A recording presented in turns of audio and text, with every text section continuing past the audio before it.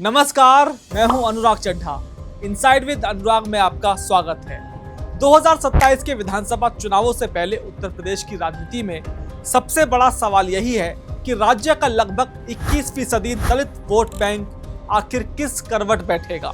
किसी जमाने में इस वोट बैंक पर बहुजन समाज पार्टी का एक तरफा और अभेद दबदबा था, लेकिन आज यह एक ऐसे दोराहे पर खड़ा है जहां इसके तार सत्ता के हर गलियारे से जुड़ते भी हैं और टूटते भी हैं। उत्तर प्रदेश का दलित वोटर अब किसी एक पार्टी की जागीर नहीं रहा है।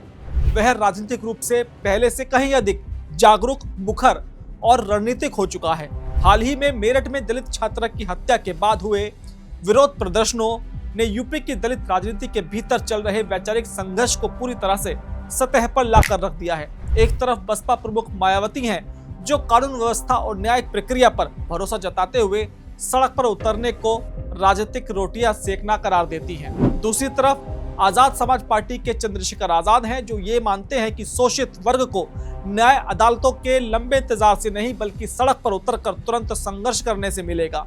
यह सिर्फ दो नेताओं की बयानबाजी नहीं है, बल्कि दलित समाज के भीतर पनप रही दो अलग अलग पीढ़ियों और विचारधाराओं का सीधा टकराव है। दोस्तों, उत्तर प्रदेश की राजनीति को गहराई से समझने के लिए 2022 के विधानसभा चुनाव और 2024 के लोकसभा चुनावों के बीच दलित वोटिंग पैटर्न में आए भारी बदलाव को समझना सबसे जरूरी है।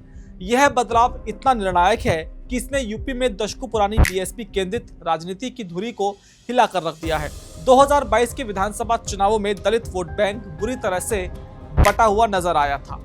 मायावती का जाटव वोट बैंक तो काफी हद तक उनके साथ खड़ा रहा, लेकिन नॉन जाटव दलित, जिनमें पासी, वाल्मीकि, कोरी, खटीक आदि शामिल हैं, बड़ी संख्या में बीजेपी के साथ चले गए। बीजेपी ने अपने मुफ्त राशन और आवास जैसी कल्याणकारी योजनाओं के साथ साथ सुदृढ़ कानून व्यवस्था के नैरेटिव से इस वर्ग को अपनी ओर खींचा। नतीजा ये हुआ कि बसपा का कुल वोट शेयर गिरकर महज 12.8% रह गया और पार्टी 403 विधानसभा सीटों में से सिर्फ एक सीट पर सिमट गई। वहीं बीजेपी गठबंधन ने अनुसूचित जाति के लिए आरक्षित सीटों पर अपना भारी दबदबा बनाए रखा, लेकिन 2024 के लोकसभा चुनावों तक आते आते यह तस्वीर पूरी तरह से पलट गई।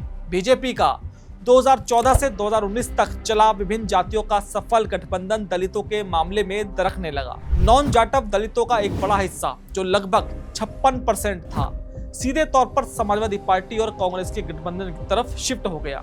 इस चुनाव में सबसे बड़ा झटका बसपा को अपने अभेद किले माने जाने वाले जाटव वोट बैंक में लगा। 2024 में बसपा सिर्फ 44% जाटव वोट बैंक ही बचा पाई। समाजवादी पार्टी और कांग्रेस गठबंधन ने जाटव वोटों में भी लगभग 25% की मजबूत सेंधमारी की, जबकि बचा हुआ हिस्सा बीजेपी और चंद्रशेखर आजाद के खातों में बट गया। नतीजतन यूपी की 17 सुरक्षित अनुसूचित जाति लोकसभा सीटों में से समाजवादी पार्टी ने 7 और कांग्रेस ने 1 सीट पर शानदार जीत दर्ज की। यह आंकड़े स्पष्ट रूप से साबित करते हैं कि दलित वोटर अब जीतने वाले विकल्प की ओर अपना वोट रीअलाइन कर रहा है। वैसे तो बसपा कभी दलित प्रतिनिधित्व का सिंगल नेचुरल होम मानी जाती थी, लेकिन 2024 तक जमीन पर यह धारणा बेहद मजबूत हो गई है कि बीएसपी अब पूरी ताकत से लड़ नहीं रही है और उसकी उपस्थिति महज प्रतीकात्मक रह चुकी है। पार्टी के भीतर एक स्पष्ट नेतृत्व संकट और बीजेपी के खिलाफ आक्रामक स्टैंड की कमी ने इस धारणा को और बल दिया। चूंकि राजनीति खालीपन बर्दाश्त नहीं करती, इसलिए जब मायावती का आक्रामक रूप धीमा पड़ा तो उस खालीपन को भरने के लिए समाजवादी पार्टी और कांग्रेस ने संविधान बचाओ, आरक्षण की रक्षा और जातीय जनगणना जैसे मुद्दों को अपना केंद्रीय हथियार बना लिया। इस रणनीति ने दलित मतदाताओं, विशेषकर युवाओं और महिलाओं को एक नया राजनीतिक भरोसा दिया।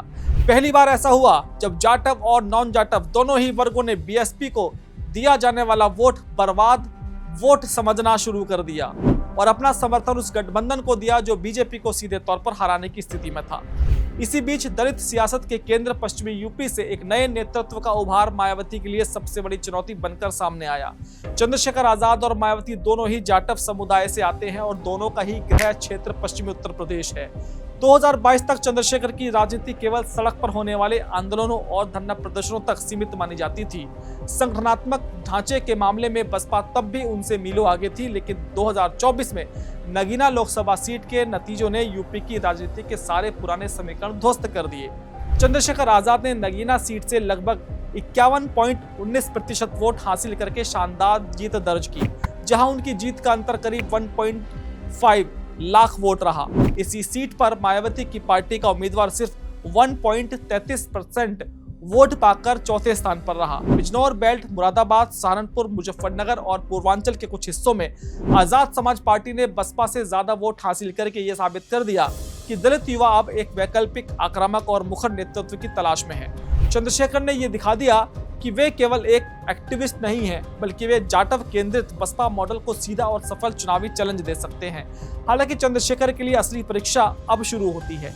नगीना की जीत को पूरा उत्तर प्रदेश के 403 विधानसभा क्षेत्रों के संगठनात्मक ढांचे में बदलना एक बेहद जटिल चुनौती है।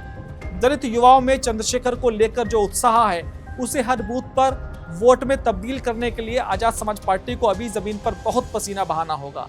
दलित युवा आज सिर्फ मुफ्त राशन से संतुष्ट नहीं है, उसे सत्ता में हिस्सेदारी, निजी क्षेत्र में प्रतिनिधित्व, रोजगार और सबसे बढ़कर सड़क पर उसके हकों के लिए लड़ने वाला मुखर नेता चाहिए। जो दल इस युवा आकांक्षाओं को संगठित कर पाएगा, 2027 का परिणाम उसी के पक्ष में झुकेगा। वैसे तो यूपी में दलित राजनीति को किसी एक पैमाने से नहीं नापा जा सकता। राज्य की कुल 20.7% दलित आबादी क्षेत्रों के हिसाब से अलग अलग जातियों और उपजातियों में बटी हुई है और इनके सियासी मिजाज भी अलग अलग है। इसमें पश्चिमी उत्तर प्रदेश को दलित राजनीति की नर्सरी माना जाता है।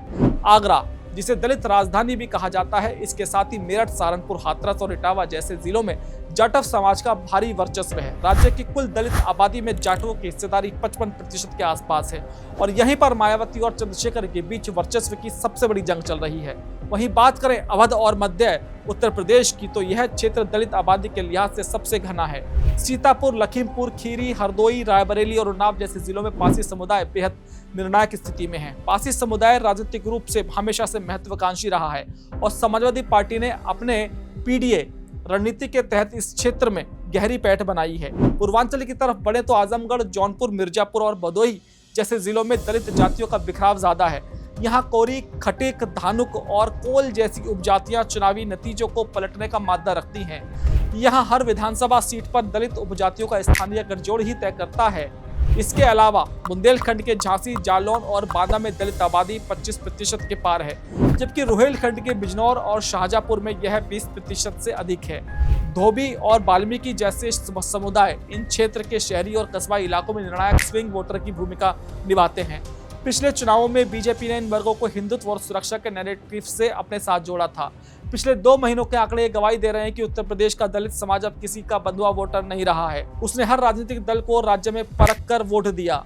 बहुजन समाज पार्टी का आधार खिसक रहा है। भले ही बीजेपी, सपा, कांग्रेस या आजाद समाज पार्टी की तरफ चला गया हो, लेकिन इस समाज का एक बड़ा वर्ग आज भी बसपा को अपना सशक्तिकरण के इतिहास के तौर पर देखता है। 2027 के चुनाव से पहले सभी राजनीतिक दल दलित मतदाताओं के स्विंग को अपनी तरफ मोड़ने के लिए आतुर हैं। अखिलेश यादव की समाजवादी पार्टी अयोध्या मॉडल और पीडीए के सारे इस वोट बैंक को सहेजने में लगी हुई है, तो बीजेपी अपने दरक चुके रेनबो कोलिशन को वापस जोड़ने और नॉन जाटव जातियों को अपनी तरफ पैठ बनाने के लिए जमीन पर उतर चुकी है। कांग्रेस संविधान और आरक्षण के मुद्दे को लेकर इसी वर्ग के सारे राज्य में अपना पुनर्जन्म तलाश रही है, लेकिन असली हकीकत यह है कि दलित वोटर आज भी ये पूछ रहा है कि क्या ये तमाम राजनीतिक दल सिर्फ उसके वोट से सत्ता की सीढ़ी चढ़ना चाहते हैं या फिर से उस सम्मान और सामाजिक न्याय की लड़ाई को वास्तविक मुकाम तक पहुंचाने में सक्षम है, जिसके लिए यह समुदाय सदियों से संघर्ष कर रहा है।